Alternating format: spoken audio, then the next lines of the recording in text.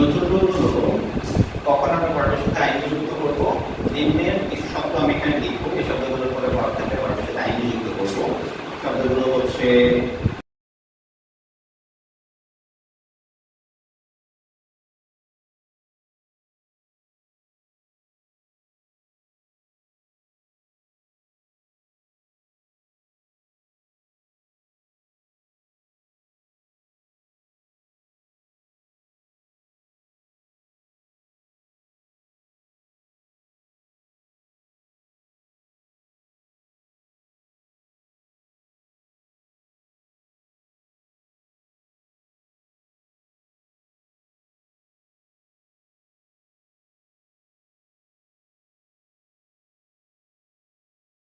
এইগুলোর পর সবগুলোর সাথে ভার্ব প্লাস আইএনজি হবে।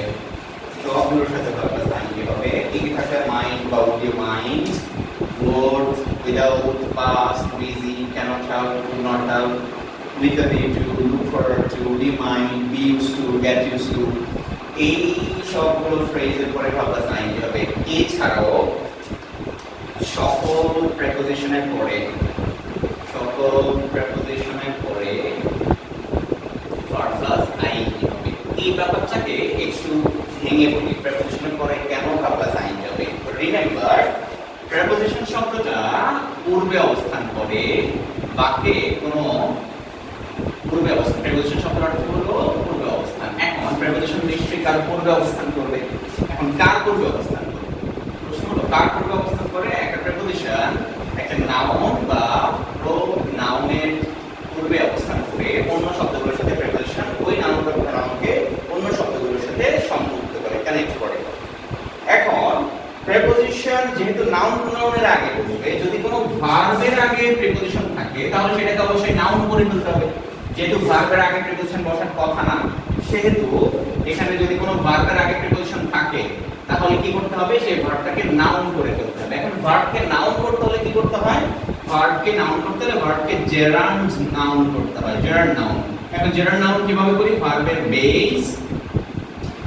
বেস ফর্ম প্লাস আইএনজি কে আমরা যদি নাউন আকারে ব্যবহার করি, এটাকে বলা হয় জেরান্ড। কোন ভার্বের আইএনজি ফর্ম যদি নাউন আকারে আসে তাকে আমরা এটাকে বলি জেরান্ড। তাহলে প্রিপোজিশনের পরে ভার্ব থাকলে সেটাকে নাউন করার জন্য, নাউন করার স্বার্থে, নাউন করার নিমিত্তে আমরা সেই ভার্বের বেসের সাথে আইএনজি করে দেই, তাহলে সেটা কি হয়ে যায়? Gerund noun. কেন আমাদেরকে আইএনজি করতে হবে? কারণ প্রিপোজিশনের পরে তো ভার্ব বসতে পারে না, নাউন প্রোনাউন বসতে পারে। সুতরাং ভার্বটাকে নাউন করতে হবে। আর ভার্বকে নাউন করার জন্য একমাত্র উপায় হলো ভার্বের সাথে আইএনজি যুক্ত করে সেটাকে জেরান্ড করে ফেলা। তাহলে আমরা যদি কোনো ভার্বের আগে প্রিপোজিশন দেখি তাহলে ভার্বের সাথে অবশ্যই আইএনজি যুক্ত করে দেব, সেটাকে জেরান্ড করে দেব। যেমন এইটার ব্যাপারে আমরা যদি একটা एग्जांपल দেখি, ধরো আমরা যদি বলি by, read books, we can learn. তাহলে এখানে কি করতেছে? বাই হলো একটা প্রিপোজিশন, আর প্রিপোজিশনের পরে ভার্ব হইতে পারে না, নাউন প্রোনাউন হইতে পারে। তাহলে ভার্বটাকে নাউন করার সহজ উপায় হলো জেনারেট করে দেয়া। তাহলে ভার্বকে আমরা আইএনজি করে জেনারেট করে দেব। তাহলে আমরা দেখলাম সকল প্রিপোজিশনের পরে ভার্ব প্লাস আইএনজি হবে। এইখানে আরেকটা বিষয় ক্লিয়ার করি, আমরা আগের আরেকটা ভিডিওতে আমি দেখাইছিলাম যে কিছু শব্দ আছে যেগুলো একটু কনফিউজিং, সেগুলোর সাথে টু আছে। টু থাকার কারণে একটু কনফিউজিং হলেও এই টুগুলো কিন্তু অ্যাপ্রোপ্রিয়েট প্রিপোজিশন টু। এই যে উইথ এ ভিউর সাথে যে টুটা আছে না, এটা একটা অ্যাপ্রোপ্রিয়েট প্রিপোজিশন। লুক ফরওয়ার্ড এর সাথে যে টুটা আছে এটা একটা appropriate preposition. B used to বা গেট ইউজড টুর সাথে যে টুটা আছে এটা একটা অ্যাপ্রোপ্রিয়েট প্রিপোজিশন। তাহলে আমরা আগে বলছি সকল প্রিপোজিশনের সাথে ভার্ব প্লাস আইএনজি হবে। তাহলে এই টুগুলো যেহেতু প্রিপোজিশন, অ্যাপ্রোপ্রিয়েট প্রিপোজিশন, তাহলে যেহেতু এগুলো প্রিপোজিশন, এগুলোর পরে ভার্ব প্লাস আইএনজি হবে। তাহলে with a view to, look forward to, be used to বা গেট ইউজড টু, একটা বলে রাখি।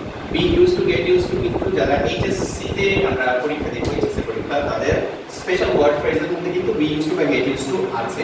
Be used to, get used to শব্দের অর্থ হলো অভ্যস্ত। কোনো কিছু অভ্যস্ত বোঝাতে বি ইউজ, যেমন I am used to getting up early, I am used to getting up early. তাহলে অ্যাম ইউজড টু মানে বি তার সাথে ইউজড টু আছে, এটা অ্যাপ্রোপ্রিয়েট প্রিপোজিশন। তারপরে আমি বলছি গেট আপ আর্লি, এটা আইএনজি করে বলছি কেন? ওই যে বি ইউজড টুর সাথে টু আছে, অ্যাপ্রোপ্রিয়েট প্রিপোজিশন, এজন্য ভার্ব প্লাস আইএনজি হবে। তারপর হচ্ছে গট ইউজড টু, একই ব্যাপার, অভ্যস্ত। তাহলে be used to, get used to এগুলো appropriate preposition, with a view to, look forward to appropriate preposition, এজন্য এগুলোর পরে ভার্ব প্লাস আইএনজি হবে। এখানে আছে না would you mind, এটাও কিন্তু একটা স্পেশাল ফ্রেজ এইচএসসি সিলেবাসে। তাহলে would you mind থাকলে ভার্ব প্লাস আইএনজি হবে would you mind giving me some money, would you mind giving me your phone number, would you mind giving me your address, would you mind closing the window, would you mind giving me your newspaper, would you mind এর পরে যে ভার্বটা বসছে সেটার সাথে ING বসছে। তাহলে would you mind থাকলে ING, or without past busy cannot help could not help, যেমন I could not help going there, আমি সেখানে না গিয়ে পারিনি মানে আমাকে যেতে হয়েছে।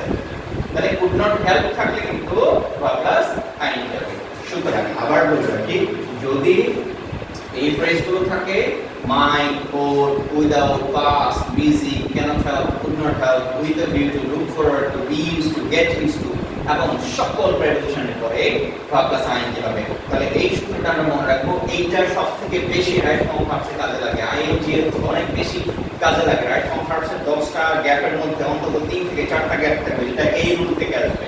এখানকার কোনো না কোনো শব্দ থাকবে, তাহলে verb plus ing করতে হলে সকল প্রিপোজিশনের পরে verb থাকলে ing হবে, mind, or, without, past, busy এই শব্দগুলোর পরে verb থাকলে ing হবে, cannot help, could not help থাকলে তারপরে verb plus ing হবে, with a view to, look forward to, be used to, get used to থাকলে verb plus ing হবে, সব প্রিপোজিশনের পরে verb plus ing হবে। যে কোনো প্রিপোজিশন, সেটা টু যদি অ্যাপ্রোপ্রিয়েট প্রিপোজিশন আকারে বসে সেটার সাথেও কি হবে verb plus ing হবে। কিভাবে আমরা দেখছি with a view to, look forward to, be used to, get used to এগুলো হচ্ছে অ্যাপ্রোপ্রিয়েট প্রিপোজিশন টু, তাহলে অ্যাপ্রোপ্রিয়েট প্রিপোজিশন ও এক ধরনের প্রিপোজিশন। তাহলে সকল প্রিপোজিশনের পরে কি হবে verb plus ing হবে।